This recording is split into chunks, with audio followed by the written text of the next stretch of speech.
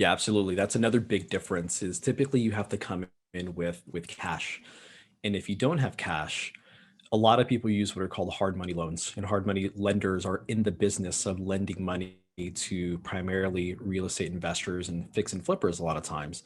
I do sometimes use a little bit of that. So there's actually a local guy that lives in the same city that lends a lot in Indianapolis. And sometimes I use him to fund deals. There's two that I'm doing right now that he's helping me with. This one in particular, I was able to fund it primarily through a private lender that I have. So that's another way to fund deals. So if you have friends and family that you have a good relationship with and you offer them an opportunity to invest on one of your deals, that can be really attractive to them. So I do have a private lender at a fixed rate of 10%. So I will share how much I'm paying this person. And then the rest of it came out of my home equity line of credit, which Welcome to Real Estate Deal Closers with Anette, Talie, where we focus on the deals. Our guests are real estate closers who will share in detail the whole process from finding a deal to closing it, as well as strategies and tips to help you do the same. Here is your host,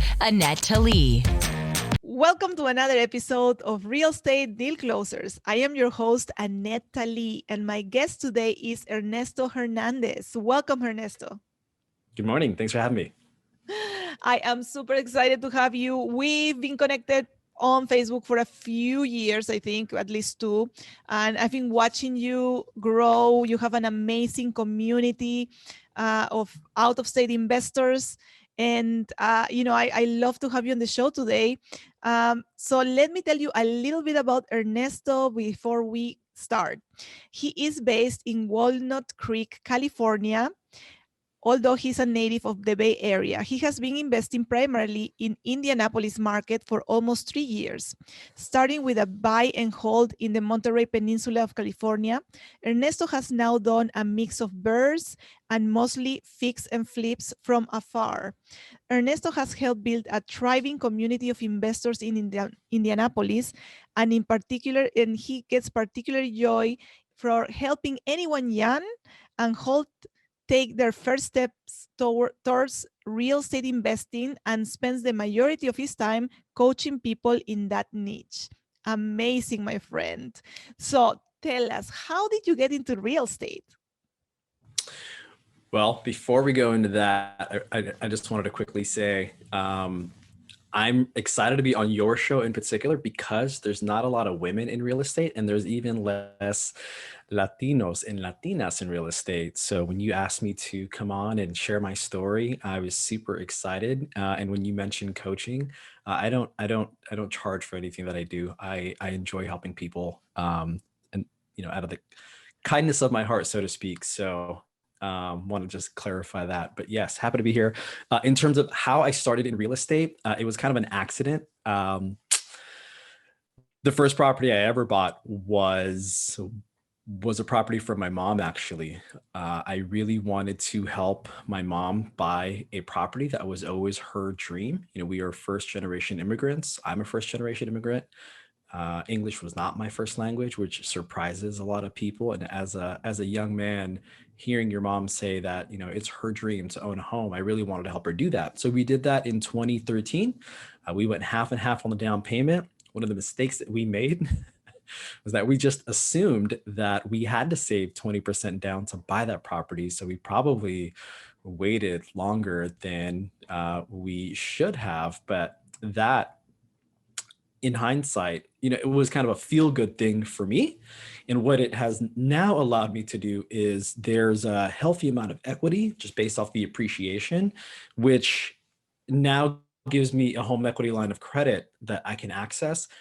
And that really helped me kind of get started investing out of state, which I started a few years ago more intentionally. So that's kind of the story of how that all happened.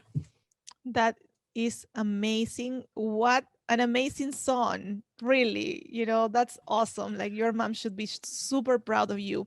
And I was going to say, like, it was a bad idea, but at the same time, you save money on PMI, and your mom is set up to be more successful, because if you put less money down, then the payments would be higher. So, there's pros and cons for everything, but that's awesome. All right. The Deal. So let's get into the deal. What deal are we talking about today? Talk about a recent one. This deal was in a town called Canby, Indiana. It's southwest of Indianapolis itself. And this one happened in the fall of last year, so pretty recent. I have some others that are currently at different phases. There's 3 others that I'm working on right this minute, but this is a recent one that was closed. So this was a fix and flip in the town of Canby, Indiana. Want me to Awesome. start with like the price or? Yeah. So what type of asset is it? Is it like an A, B, or C, or D class? It's a great neighborhood. I would say it's definitely a B. Great schools. So Indianapolis, like the city itself, if you look at a map of the city, there's like a circle highway system that goes around it. So they call it the loop. And typically, as you leave the loop, the towns get really better. So high quality, great public schools. And this is one of them. So this is the town of Canby, Indiana. And I would say it's at least a B, definitely not a C. Some might consider it an A, but I'll say B. So great Awesome. city. All right. And so how did you find this deal?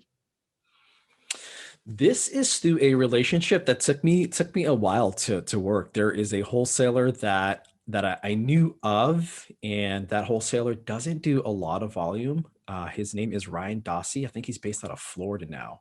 And we've been exchanging messages for years. And when I went to Indianapolis, I try to visit every 6 months or so, just to continue to kind of develop relationships and check in on projects and things like that. And I met with his partner, who really runs everything in town. And we had just a really good dinner discussion, and got really clear about how we can work together. And shortly after, this deal came from him. But getting, because Ryan doesn't wholesale a lot of his, he does a lot of marketing. That's what he's known for, but they keep a lot of them. And so there's really not a lot that are available to purchase, but it was from him. And that relationship, I would say it took at least a year to really kind of get in a position to be able to be on his list.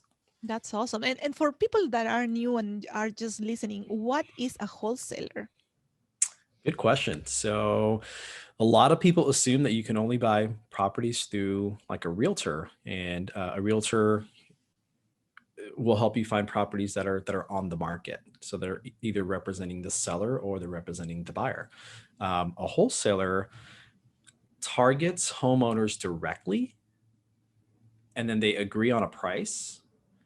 And the idea is that you want to get it at such a low price that you can then sell that contract essentially to somebody else. So I bought it from them for $117,500. That was the price of it. But I know that they had the contract for less with the seller directly. So that's how they make money. They again get into a contract with a homeowner and then send it out to people like me that are looking for, fix and flips and rentals. And so realtors never get involved. You're not going to see this on Zillow. So it's a completely different way of being able to buy direct to seller properties. Awesome. All right.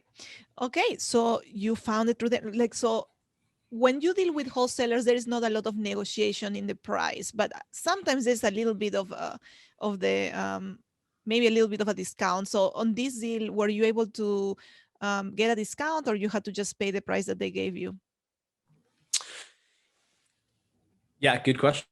So sometimes you can negotiate it. I have negotiated in the past. There was a different deal that I bought in July through a different wholesaler, and their asking price on that one was, I think, $90,000. And after a little bit of back and forth, we settled at $75,000. So can you negotiate?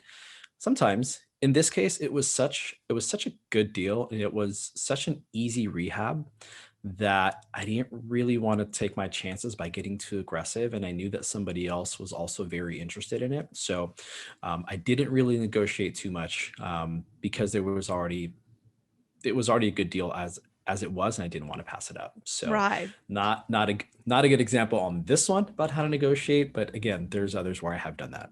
But there is value in what you're saying, because sometimes, new people or even experienced people, they want to get the best deal and then they lose it for like $1,000 or $5,000. So, one thing that my mentor always told me is like, when you are doing an offer and you are putting that price, like think about, if you don't get it for like 1,000 more or 2,000 more, are you going to be upset about it? Is it worth putting those, like if you know that it's worth that much money, why not just offer that money? Because you are going to be competing when you're dealing with wholesalers, you're competing with other investors, and the investors know the value of the property. So sometimes, you just want, if you really like the property and your rehab is, for example, in your case, you knew the rehab was going to be small, so you could pay the price that they gave you. But so just keep that in mind. Always, make sure that you are doing your best offer at your budget, and then the numbers work, of course. But sometimes it's worth paying a little bit. On my first property, I counter, like, I think it was like 20,000 more than what the initial offer was, because I knew the property was worth that. Yeah, I totally agree. I think it depends on a few things. One, right now, there's not a lot of supply in general. Mm-hmm. Nationwide, we know that supply is super duper low. It's historically low. And so there's just not a lot of deals out there, period. And that goes for like Zillow or the MLS, and that also goes for wholesalers. So I think it depends on the cycle of the market that we're in. And right now, just not a lot of volume. So if you pass up on it because you're trying to get too aggressive with your negotiation, you might regret it. I had another scenario in the spring of last year where I was selling a different flip, and a seller offered me a certain amount of money. I forget the exact offer. And I countered at like, I just wanted like another like $1,700. And they backed out. And then I lost that deal. And then the next offer ended up being much lower. And I'm thinking to myself, man, I negotiated like that $1,700, which was like, it was more of like my ego. I wanted to be like the last person to negotiate, and the deal fell apart. So that's a good lesson that might work for some people. And I Right. would say too, so some people have this opinion of wholesalers where, like, as a buyer, like if I'm the end buyer, I'm buying it from the wholesaler, I feel like I should make more money than the wholesaler. So sometimes Mhm. people have ways that they find out how much the wholesaler is making on the assignment fee, and they get upset.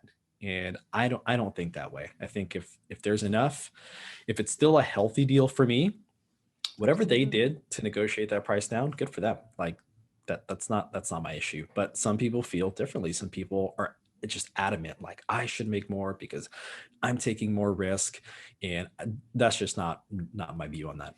I totally agree with you, because also think about it, like they spend hours, days finding those deals, and that save you time. You just got the deal ready, and a lot of good wholesalers, they will underwrite it for you and tell you the ARV of the property. And so, obviously you got to verify, but they will give you a good analysis that you can use and verify. So you are saving a lot of time and efforts, because they are doing the marketing. You're not doing the marketing and spending the money on marketing. So absolutely, if the numbers work for you, it doesn't really matter how much they are making. It doesn't. All right. So how did you pay for it, or were you able to finance it? Tell us about this, because working with wholesalers is not the same as working with a realtor. Yeah, absolutely. That's another big difference, is typically you have to come in with cash. And if you don't have cash, a lot of people use what are called hard money loans, and hard money lenders are in the business of lending money to primarily real estate investors and fix and flippers a lot of times.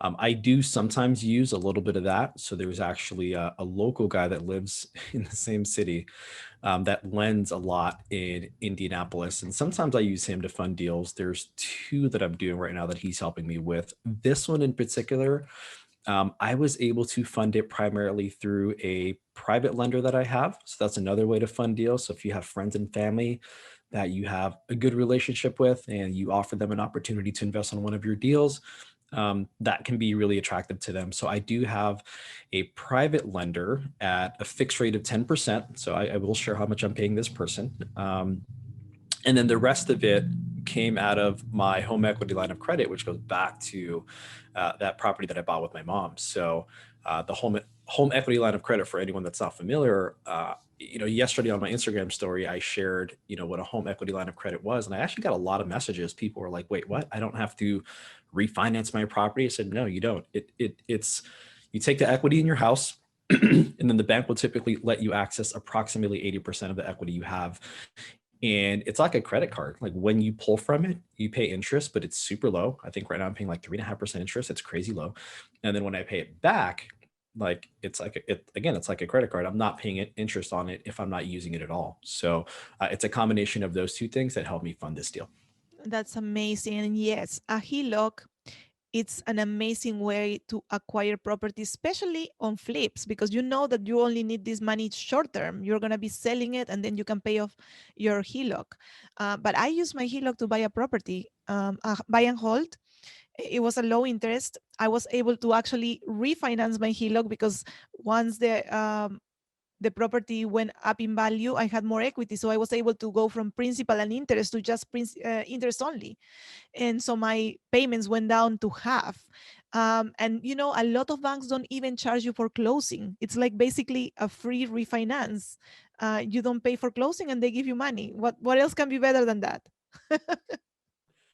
Yeah. And I think, well, part of the other, like part of the power of the HELOC is that typically hard money lenders will fund approximately, and this can change, but I'd say approximately 85% of the purchase plus the rehab, which means you have to find the other 15%. So if I'm doing a property that is, it's going to cost 200,000, the hard money lender is going to let me borrow, what is that, 160? No, 170. They'll let me borrow 170. That means I have to find that other 30,000. So if they're giving me 170, I just have to find that other, that gap. So some people call it gap funding, and that's where the HELOC can come in. So that's how literally when people are like, can you fund deals with zero to no money down? I mean, technically it's not really your cash. It is your HELOC and you have to pay it back, but it's not like, I don't see it as But it's cash. not money that you're taking out from your excuse me, your bank account. It's money that they are giving you as a credit card, this credit. So that's how people get 0% zero money from your pocket. You're using other people's money. Yeah, that's amazing. Awesome. So private money and the HELOC. Great. All right. So Yep. so what's your strategy? And we know fix and flip. How long do you keep these properties? And what's your cycle, more or less? It really depends, and it depends on the amount of rehab, and also kind of the days on market. So on the front end, you should have your realtor that's going to list it for you, give you their analysis. I know that we can do our own on like Redfin and Zillow, but we're not local experts. And so, my local realtor gave me an approximation for how much we thought it could sell for, and based off comparable sales in the neighborhood, how long we would be, expected to hold it for. And based off what we saw, the number that we guessed for resale, we were pretty much spot on, and it was a very low days on market neighborhood. So we looked at the more recent, very similar sales in that specific neighborhood, and things were going pending in typically under 14 days, which happened with us. We went under contract in less than 7 days from the time we put it on the market. One of the things I like about this deal and why I took it on is because of just the price point, how quickly properties that are similar to it sold in that neighborhood, and the little amount of rehab that was required to update it. So from the time I closed on buying it to the time I closed on selling it was only 50 days, which is super quick. Like it's hard to really do anything much quicker than that.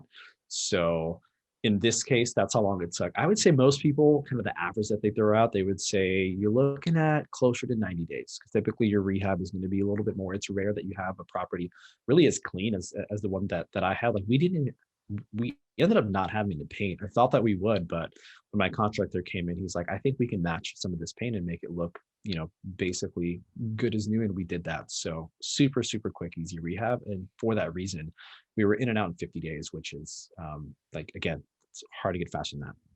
Awesome. I am always fascinated by flips. How do you use the same materials on every flip that you do, or do you change it up? It depends on the area. What's your input on that? Yeah, good question. I like to go by the phrase that says success leaves clues. So you can look at the other properties that sold. What did they sell for? How long were they on the market before they went pending?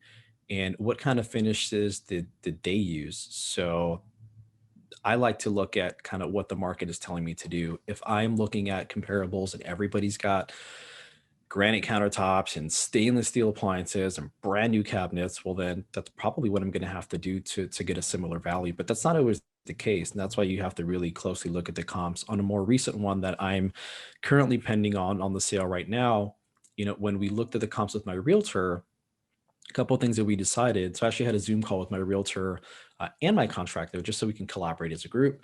And one of the really two of the decisions that we made was one, we could salvage the cabinets. We thought we were going to have to do new cabinets, and my contractor said, "No, I'm really experienced with cabinetry. I know we can bring these back to life," which we did. And my realtor showed me a similar property that he had sold for a different client. And he agreed. He's like, "These cabinets remind me of this listing. Let's look at it. If we do the same paint scheme and get new handles and hardware," which, little pro tip, hardware is super cheap on Amazon.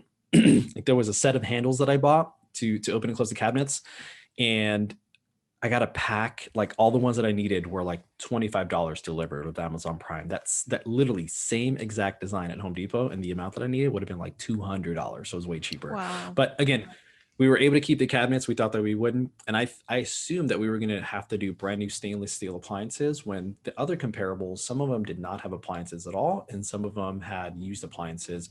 So I went to a used appliance store and ended up spending $600 on appliances rather than $2,200. So looking at other comparable sales will give you an idea for what level of finishes you're going to have to use.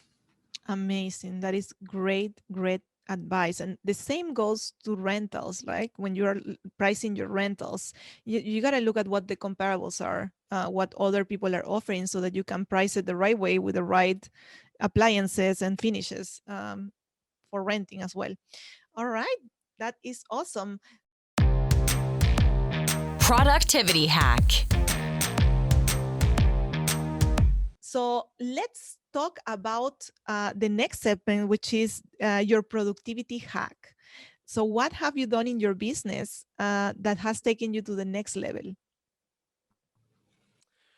From a software perspective, or like an app, there's an app that I love called Notion. Notion. It's a little techie. But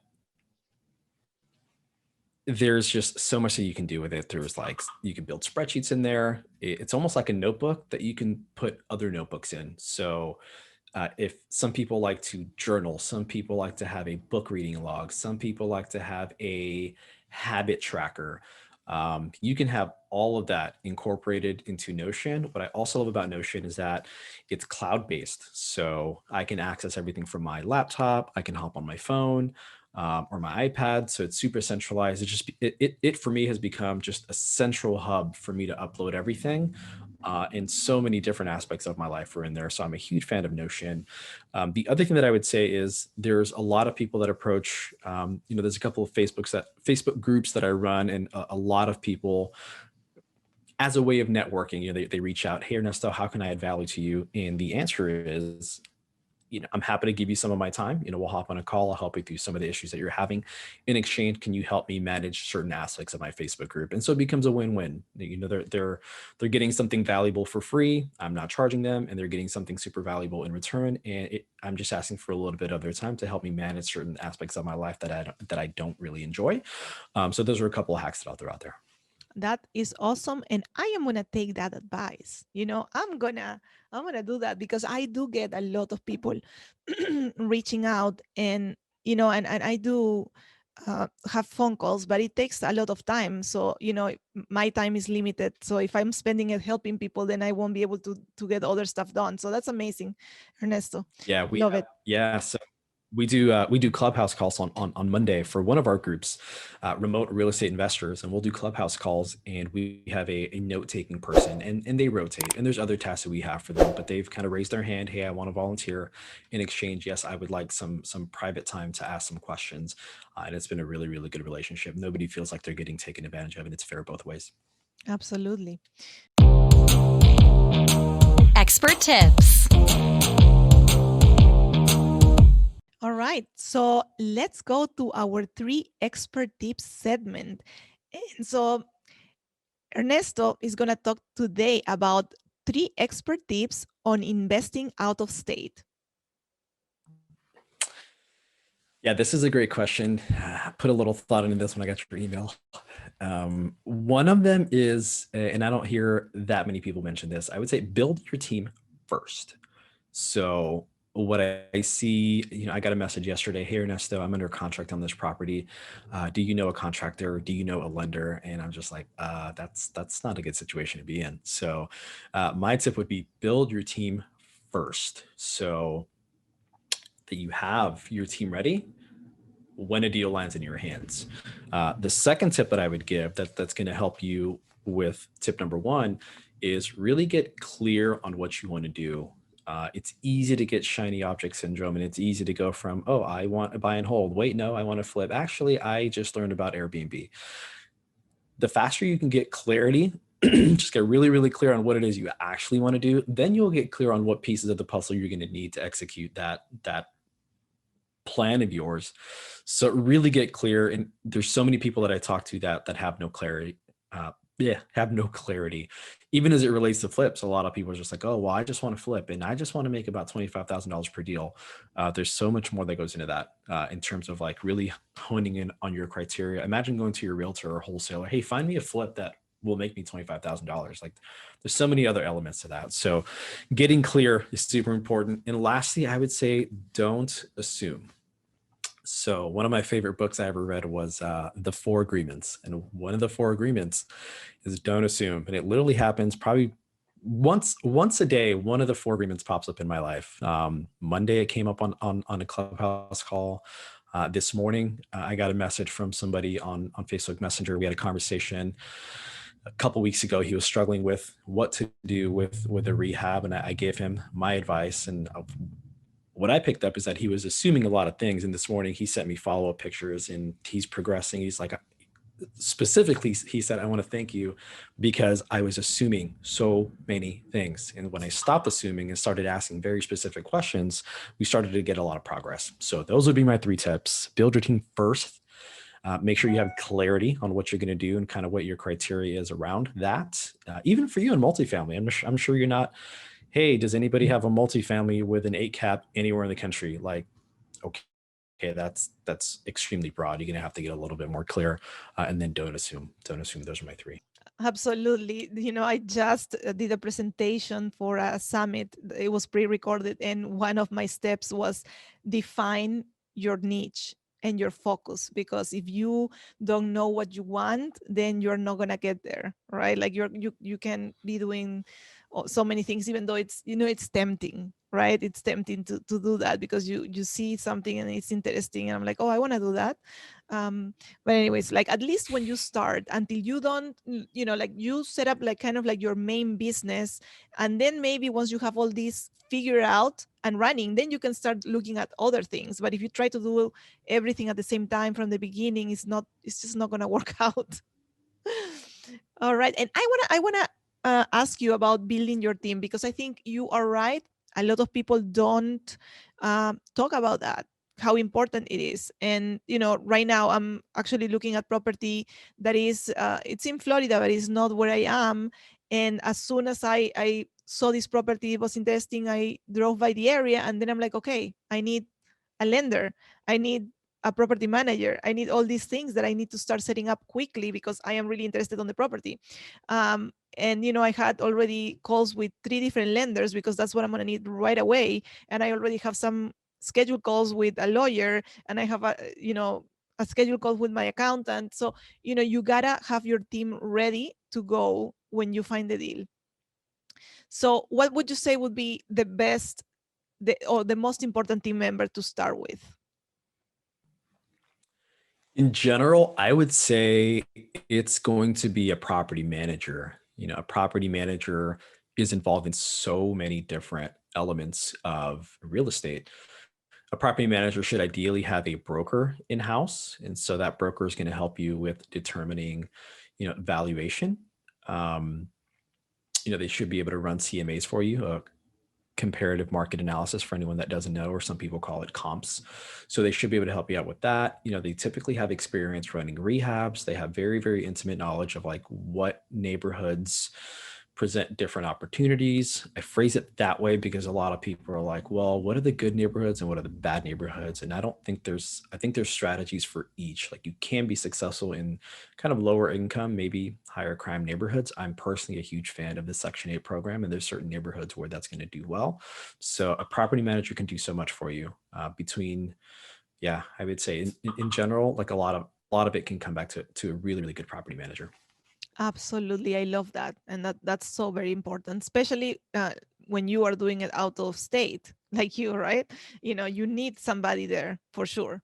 It's not even a question.